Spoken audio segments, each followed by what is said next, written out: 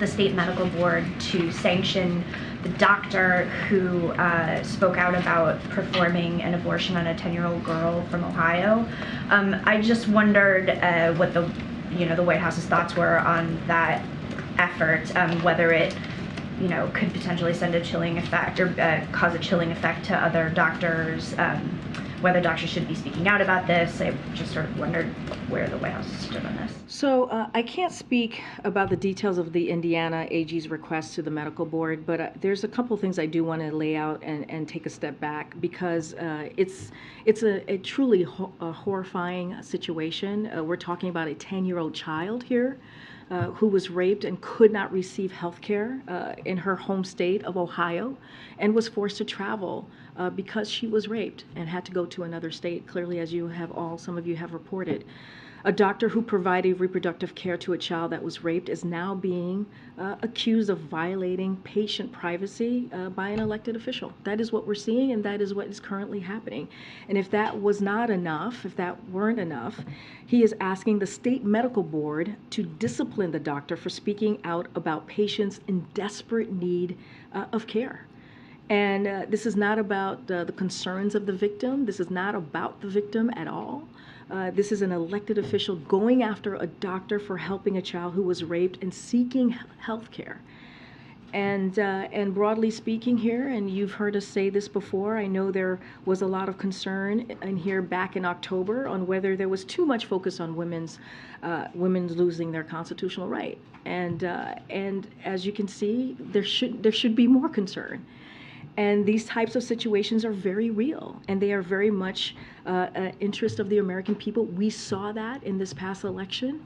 This is something that the American people care about. This is something that women care about. They want us to continue to fight for their rights, to fight for the freedom that they've had for almost 50 years when Roe was in place. So the facts that Americans do not want politicians making their healthcare decisions for them, and we saw that from Kentucky to Michigan. Americans rejected backwards, dangerous proposals. But what we continue to see from Republican officials just across the country is that they want to take away that right, to take away that freedom. So the president and the vice president is going to do everything that they can to continue to fight for Americans' freedom and for their rights. One more quick one. Sure. Sorry. The Prince and Princess of Wales are going to be in Boston this Friday, I think. Will the president meet them or see them or hang out with them? Hang out, okay. So the president intends to greet the Prince and Princess of Wales when he is in Boston. We are still finalizing and working through the details, so I don't have anything more to share, any more specifics to share on that. Get Mary. The president released a statement praising the House for passing this bill to avert a shutdown of the rails. He says he wants it on his desk immediately, but he didn't mention this separate bill guaranteeing 7 days of paid sick leave for rail workers. Does the president also back and support this legislation? Does he also want that on his desk? So I just want to say a couple of things. That the president believes that a bill averting a rail strike needs to reach his desk by this weekend. He is very clear about that, because we need to protect the American families from a potential devastating effects of a rail shutdown. And we have talked about that numerous times, and the president was really clear about that when he put out his statement earlier this week. The president, of course, he supports paid sick leaves for all Americans, including rail workers, but he does not support any bill or amendment that will delay getting this bill to his desk by this Saturday. And he's been very clear about that. Again, he's a president for all Americans, and he believes that we need to avert this potential shutdown that would have a devastating effect on our economy, a devastating effect on jobs, a devastating effects in our communities across the country, and our farms as well. What is the president's message to union workers, rail workers across the country, who backed the president, who helped him get elected, believed that he was standing with them, and who feel that he has betrayed them? Look, the president, as you know, has been called by unions and labor leaders as a pro-union president. And he takes that very seriously. He is the most pro-union president in history. and he's worked tirelessly to secure victories for unions and for workers since he was first elected to the Senate. So this is when it comes to labor, when it comes to union, this is something that he has worked towards and making sure that he delivers for what he called yesterday. If you listen to him during his Michigan statement, he said they were the backbone. They build our middle class, right? They were the best workers that we have in this country. And so, as a proud pro-union president, he's reluctant to override the ratifications procedures of individual unions, right? We have to remember there were 12 unions involved in this when the tentative agreement was done. When that agreement came out, it was praised. We received praise from rail unions and from folks and from the companies as well. And once that agreement came to fruition, because of the work that this president did on September 15th, there was a cooling period, and it was ratified by 8 of those 8 unions of the 12. And so, look, we have to remember there are really good pieces in this deal. There's a 24% pay raise and a $5,000 bonus. No changes in co-pays, deductibles, or co-insurance cost. Some time off for routine, preventive, and emergency medical care, and protecting the two-man crew. This is a deal that has a lot of benefits. But again, he wants to make sure that we avert a shutdown that would be detrimental to our economy. Okay. Thanks, Kareem. Europe and France are concerned about Buy America provisions in the Inflation Reduction Act, and President Macron is expected to raise that during his visit. What will President Biden say in response to this? So I'm not going to get into hypotheticals about what may come up in that conversation. Yeah, but still, well, it's hypothetical because it hasn't happened yet. They may have flagged that. I'm not going to speak for France, clearly. I'm just speaking for this president. I speak for the president of the United States. So right now, it is a hypothetical that it will come up, right? And but I will say this: the Inflation Reduction Act, as we know, is historical. It will, it is an investment that will, a historical investment that will deal with climate change in a real way. It will lower costs for American families. If you think about healthcare, if you think about energy cost as well, and just a couple of things. There's a number of provisions that will contribute to the growth of clean energy sector globally, and that is important to note. It presents significant opportunities for European firms, as well as benefits to EU energy security, and this is not a zero-sum game for us. And so we see a constructive path of engagement with the EU on this, and we continue to discuss this issue at all levels of the U.S. government. Again, I'm just not going to get ahead of what will be on the agenda in their conversation. It sounds like from your prepared response that you're prepared to talk about it. We're always prepared to talk about issues that may come up. Certainly with our allies. As you know, France is our oldest ally. And the president looks forward to meeting with President Macron. We read the news reports and your reportings as well. We have heard President Macron's comments. So of course we're ready to have that conversation, but just don't want to get into a potential hypothetical. Maybe it comes up and maybe it doesn't. But the president is very proud of this Inflation Reduction Act. It will have true benefits for American families, and it's historical. Do you have a response to Fed Chair Powell's remarks about inflation today?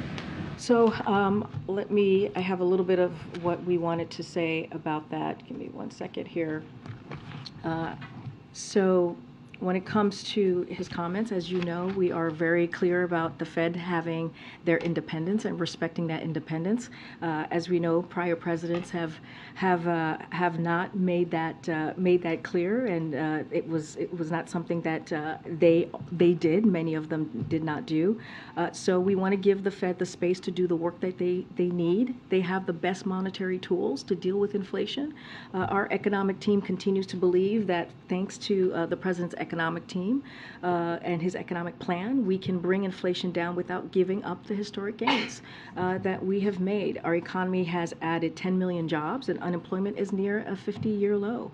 And so, as I just stated, we saw that economic growth last quarter that was even stronger than previously estimated. It was previously estimated at 2.6%. Now we're seeing at 2.9%. So again, as the chair said today, bottlenecks in goods production are easing, and goods price inflation appears to be easing. And so that is important. But I want to be very clear. We're going to give them their their ability to work in an independent way and not going to interfere.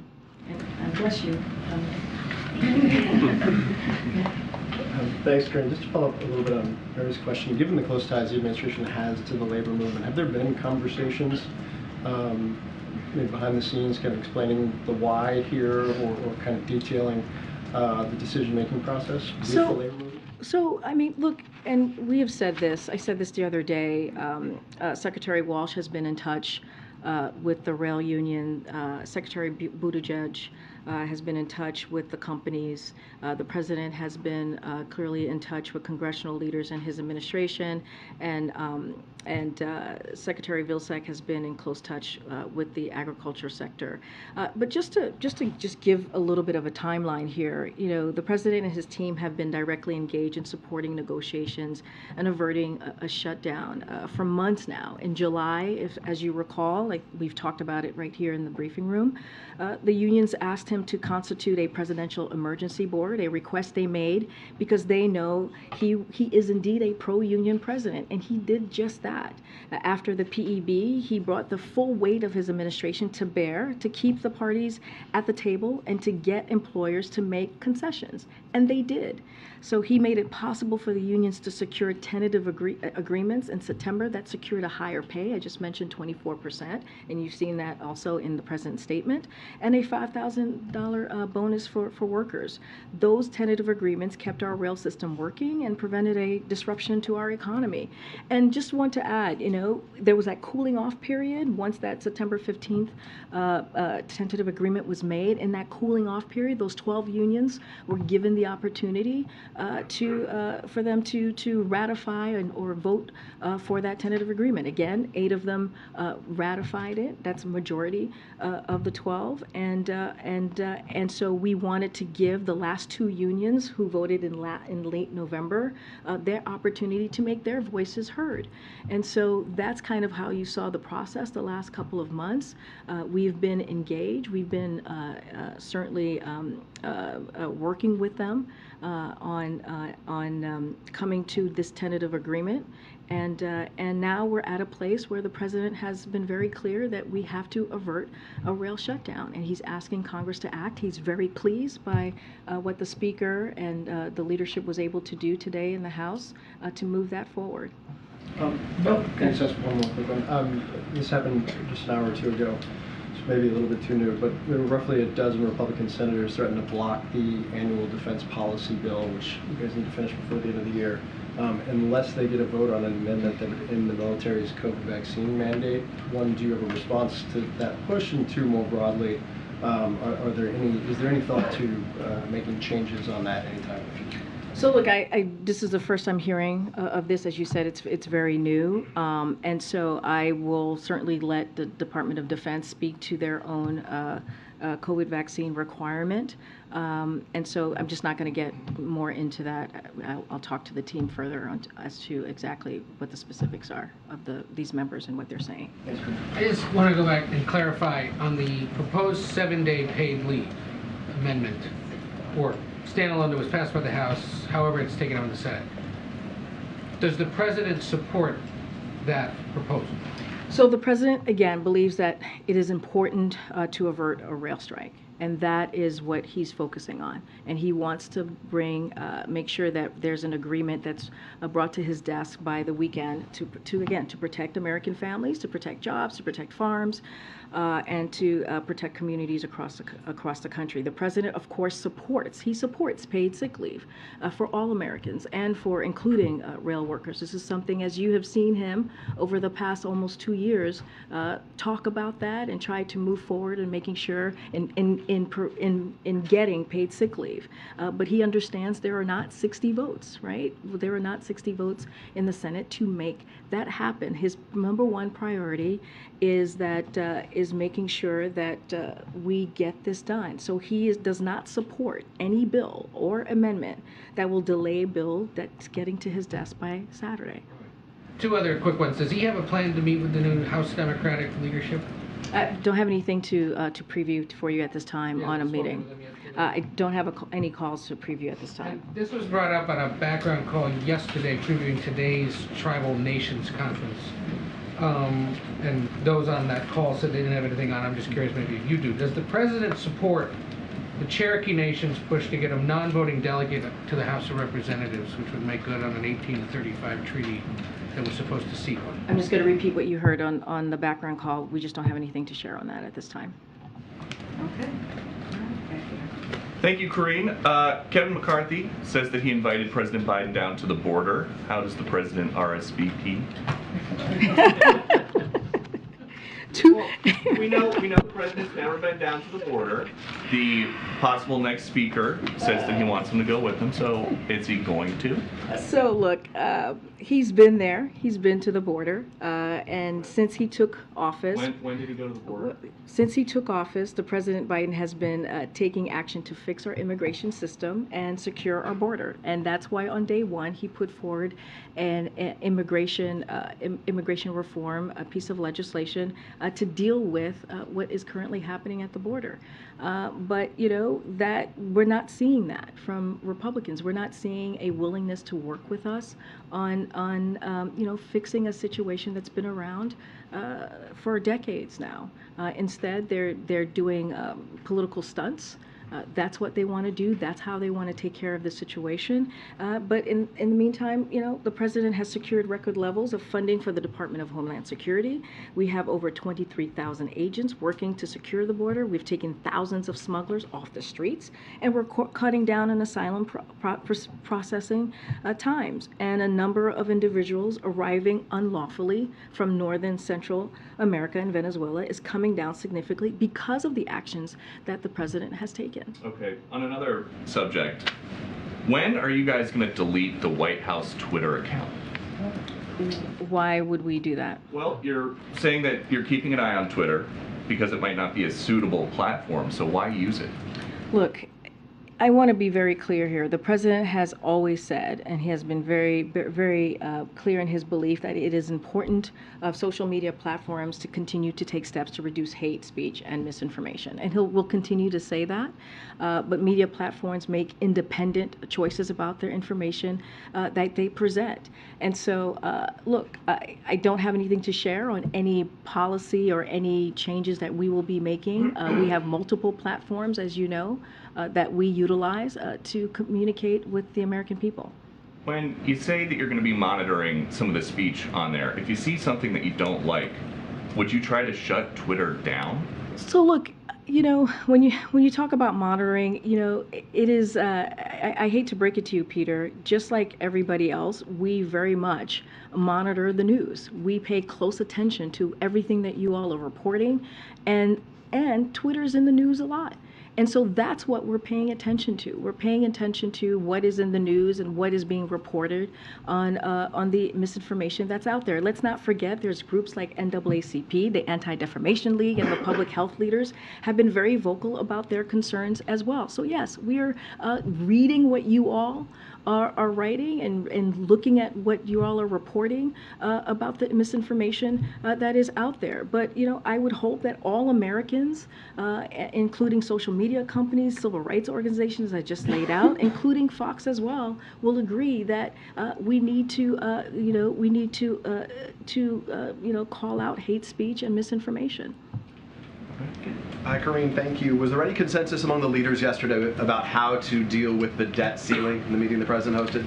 So I don't have anything beyond what we laid out for you all in our readout. And as you know, Again, I don't have anything else to lay out. I'm not going to go beyond what we talked about. We talked about as you know, the president talked to them about the 4 leaders about the rail situation, the rail strike, and averting that on making sure that we don't put the American people through an potential economic downturn, and also the government funding. Those are the things that that I can tell you that they did definitely speak about. Just ticking off a couple fast ones here. Earlier we heard from John Kirby on this issue, but as hours matter here, I'm just going to ask for any update. Has the U.S. had any new contact with Paul Whelan in the course of today to get a better sense of his well-being? So I don't have anything else to share from beyond what you heard from my colleagues. Our embassy in Moscow has been working to understand exactly Paul's condition and why his family hasn't heard from him. It is a concern.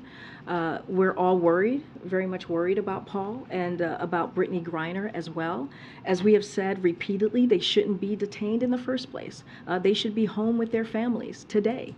But we will keep working on bringing them home. Just don't have anything further to share. Let me ask you, you said that the president's going to have a chance to greet in some form the Royals when they're in Boston later this week. He's supposed to be in Boston this week for a greeting with them, and it turns out for a Democratic fundraiser that's taking place there to help support Democratic candidates. Why is the president attending a Democratic fundraiser in Massachusetts and has no plans, as best we understand to this point, to go to Georgia where there is a Democratic candidate who's facing a tight challenge? So first, let me just say the Hatch Act, I want to be really careful. This is an ongoing race that's current, and so want to be careful on how. I just want to state that out there. The Hatch Act, I am covered on the Hatch Act. One of the things I would argue, Peter, that we saw the last several months is that it didn't matter where the president went. His message very much resonated. His message on his economic policy, how he was delivering for the American people. We talked about the bipartisan infrastructure legislation. We talked about the American Rescue Plan and how that was able to bring our economy back on track. We talked about the Inflation Reduction Act, and we made that contrast very clearly with Congress and what Republicans in Congress were trying to do, and that worked. Right, that worked. It was maybe to follow, which is perhaps yes, no.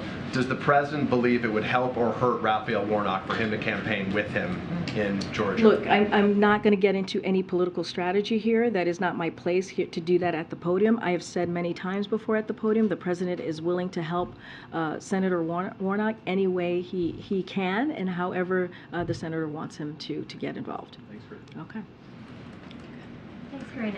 Is the administration getting involved in helping an American citizen who was arrested on a visit to the UAE? He's facing possible extradition to Egypt. He's criticized the Egyptian president and videos he made in the U.S.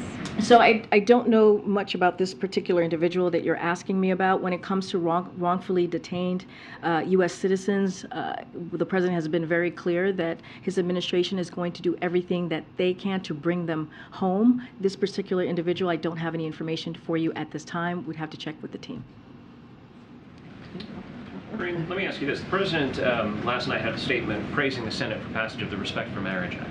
As you know, there are members of the LGBT community who argue that the bill is weak sauce. It doesn't go far enough to protect the rights of same-sex married couples in the event that Obergefell does get struck down.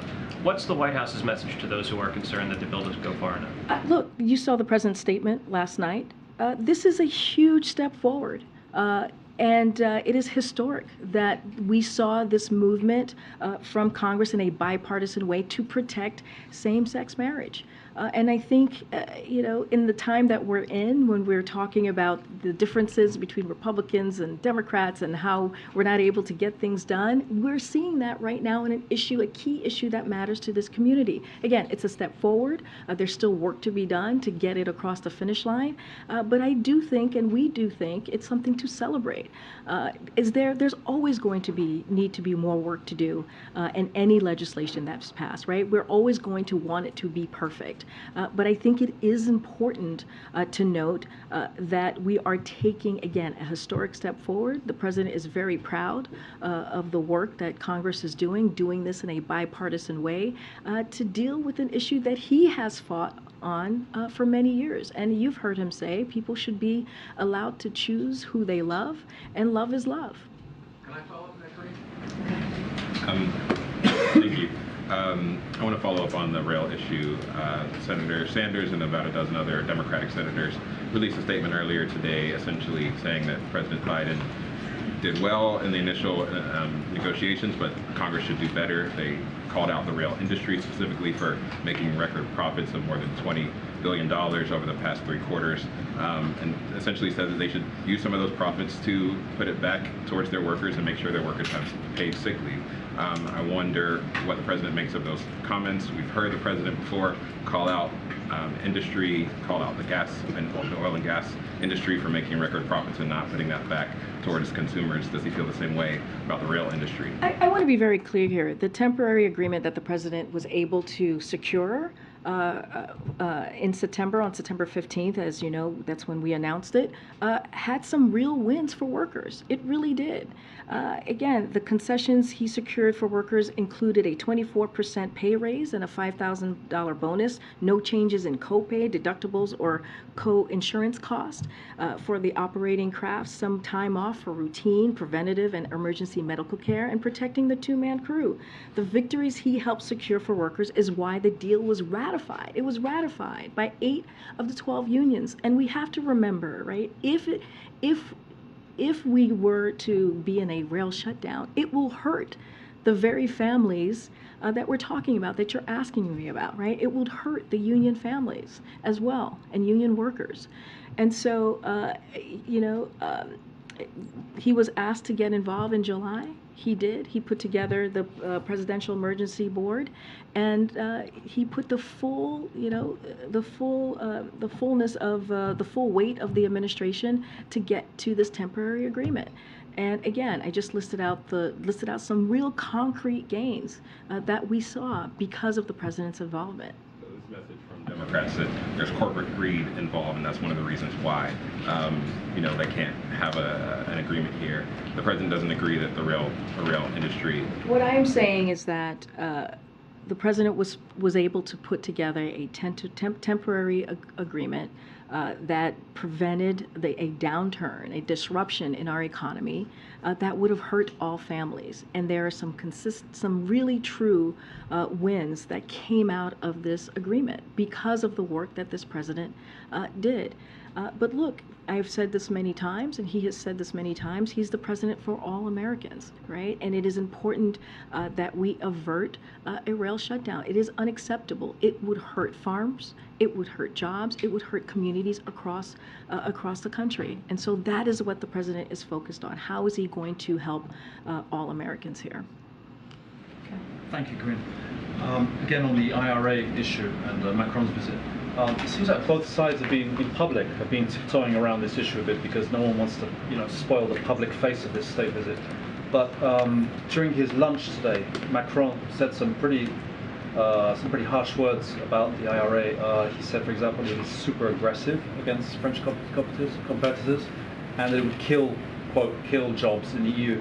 So I know you've said that you've taken it into account and you're considering and so on, but does the president, you'll be meeting with Macron for hours, I guess, tomorrow, does he have some kind of sympathy for the straits that Macron seems to say that he's in on this? And, in other words, is he really taking this on board as a very acute problem, the president? Because that seems to be the way Macron's putting it out there. Look, I'm not going to get ahead of what's going to be on the agenda for their visit tomorrow. I'm not going to get ahead on what they're going to talk about, the topics that they will be discussing. I've been very clear. France is the United States' oldest ally. This visit is about reaffirming their relationship. And you've seen yourselves the relationship in person when they've met a few times during this president's almost 2 years tenure here. They have a very warm friendship. It is an important relationship, and that the president takes very seriously. And I know that President Macron does as well.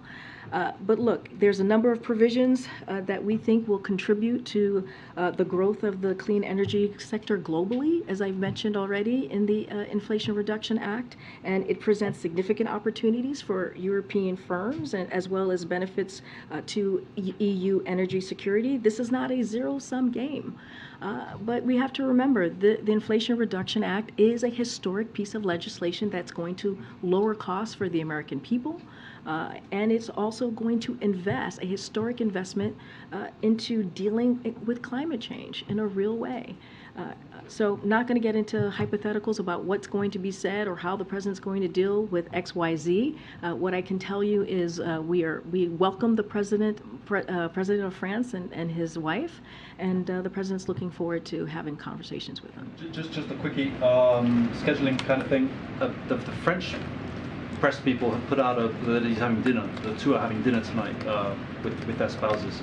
I guess at a restaurant, a private dinner they're calling it. Can you confirm that? 'Cause it's not I don't have anything to preview at this time. Okay, April. Corinne, I want to go back to the rail strike or potential thereof, and I want to drill down on what you continue to say, the hurt. You know, this White House, this administration on the Hill, you guys are rallying the economy. As some are concerned about what the first quarter, the end of the first quarter could look like in 2023. Could you qualify and quantify what that hurt looks like? Because you keep talking about the union people and their families, but it's broader than that. Yeah, absolutely. Let me break it down exactly what this could look like. It would have a rail shutdown, would have a grinding effect on our economy. To halt and touch the lives of nearly every family across the country. Even in the days before a rail stoppage, serious disruptions will begin to occur. A couple of examples here. By Friday, Class 1 railroads will likely begin to notify their customers of the wind down process. Just the announcement would disrupt supply chains as companies begin to reschedule shipments from rail to truck. As soon as this weekend, Class 1 railroads may begin to refuse to transport hazardous materials like chemicals necessary to treat drinking water and wastewater. Oil and gas refineries unable to ship out hazardous byproducts will stop producing diesel and gasoline, creating supply constraints. The auto sector could also be disrupted as soon as this weekend as well. Last time around, the railroads began refusing to transport automobiles about a week ahead of the shutdown deadline. So again, Congress must get a bill to the president's desk this weekend to protect families and from these potential devastating impacts. So this is what we're talking about. These are real life, changes and impacts that we can see here. So with that said, thank you for all that. Didn't expect you to have it. Thank you. But at the end of the day, you are fighting inflation. This White House is fighting inflation. And it sounds like the numbers will go up again. What is in place? What are you guys working on in case there is a strike? In understanding those numbers and all the things that you qualified and quantified, what is in place to cushion the American taxpayer's pocketbook or the American consumer's pocketbook with this knowledge that you have? So let me just on inflation for a second, and it's I do want to point out that we've seen in recent months, which is inflation slowing in the third quarter compared to first and second quarters. So that's good news. And the last CPI, we've seen prices fall for used cars, apparel, inflation moderation for housing, food and services. All welcome news as we head into the holidays. So we have seen that in the data points in the past several months. So that's important to note. And as I've said many times, when it comes to the president's economic plan, inflation is lowering costs and dealing with inflation, fighting inflation is the president's #1 priority. At the beginning of the briefing, I laid out gas prices, how much it's fallen. The average, the gas price that you'll see is about $2.99. It's gone down by more than $1.50 per gallon, and that's because of the work that this president has done with the Strategic Petroleum Reserve, taking historic action. So that matters as well. We are certainly working towards that. But look, the president is confident that Congress is going to act on this, that we are going to, work to avert a railway shutdown. That's why you saw the House today. He complimented the House, the Speaker, and the leadership to moving the bill forward, and it included Democrats and Republicans, right? So we saw a interest of getting this done across the spectrum. So we're going to continue to work towards that. It's going to go to the Senate next, and the president and his team is going to continue to encourage members to get it done.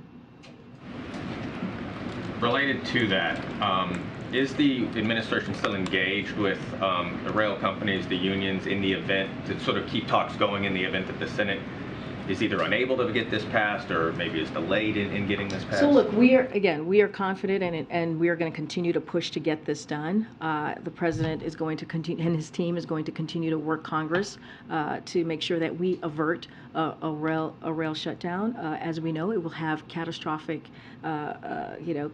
effects, impacts to our economy. So we're going to stay on track there.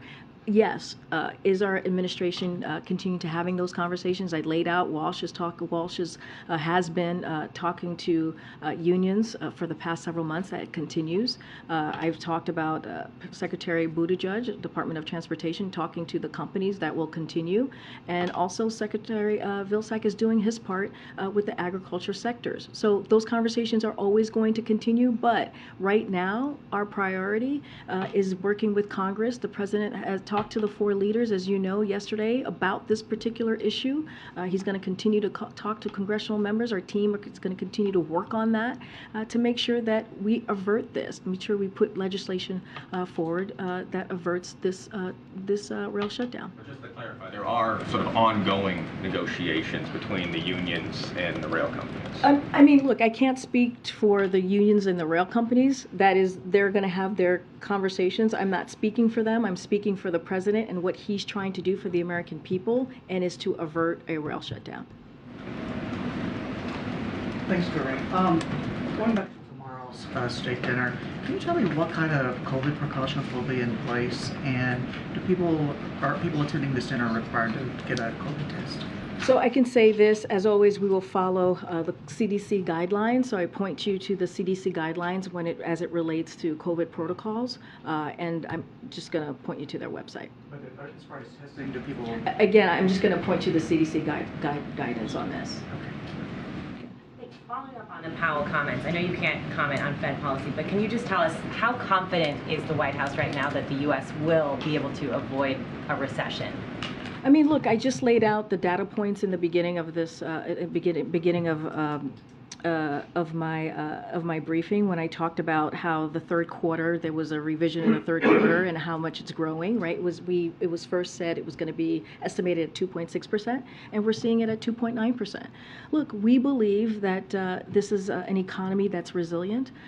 We believe that, and it's resilient because of the president's work, because of the president's economic plan, because of what he did walking into this administration, putting forth the American Rescue Plan that got schools open, that got shots in arms as it relates to the vaccine, put forward a real comprehensive plan so those schools could be open, so that small businesses could open up again.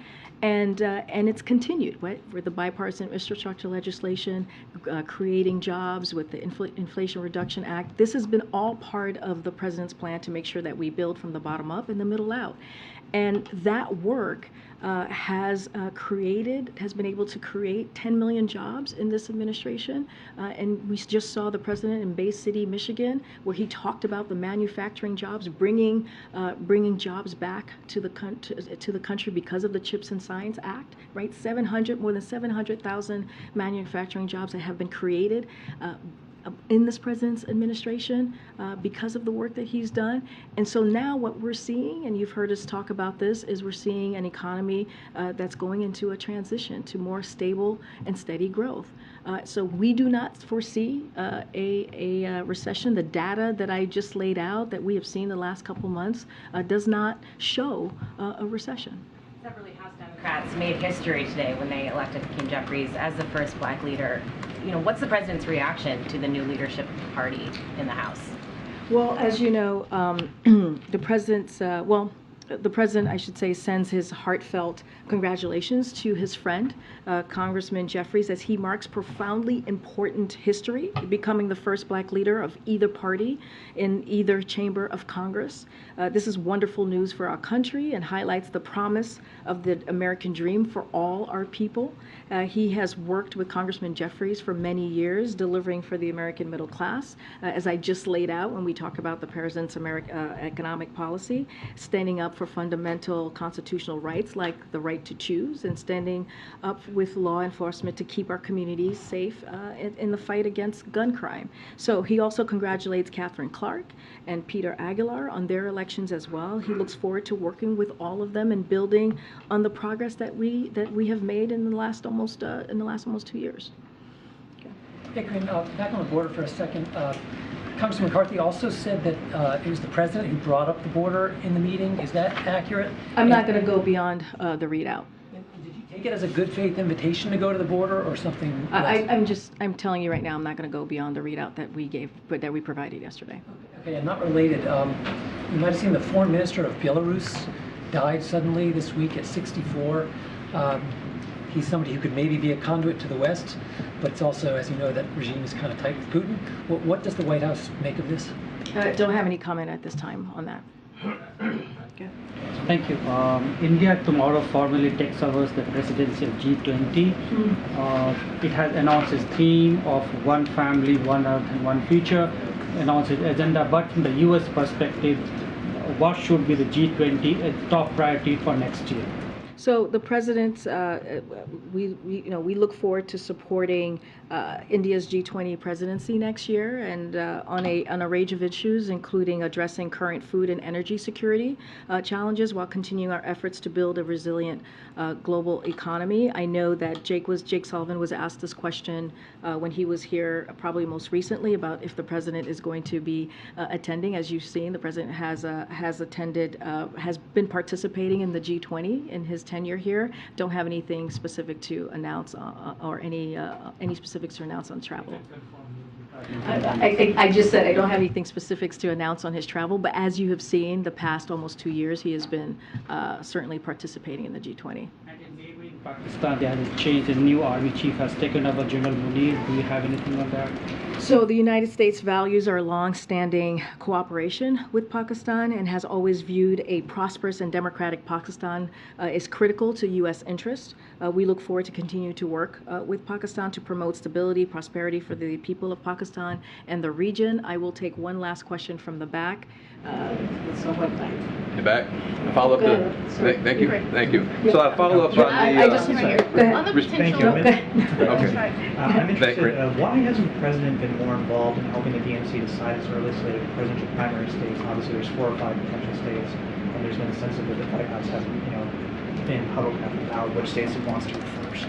Look, I was asked this question recently. It is a political question. It is about the 2024 elections. I cannot speak to this, so I would refer you to the DNC. It's not something that I can speak to from here. One last question. Go ahead. Go ahead. The young lady in the back. Go ahead. Thank you. On the potential rail strike, some representatives today putting blame on the Biden administration, saying that it should have never come to this. What went wrong from the administration's point of view in September? We don't think anything went wrong. We believe that if you think about the timeline that I laid out, and that what the president and his team has been doing for the past several months, we've been directly involved, engaged in supporting negotiations and averting a shutdown, and we've been doing this for months.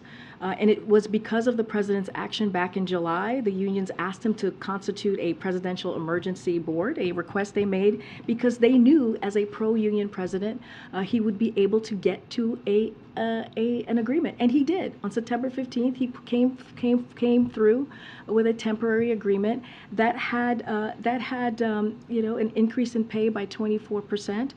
It had a 5,000 bonus. It has a 5,000 bonus for workers.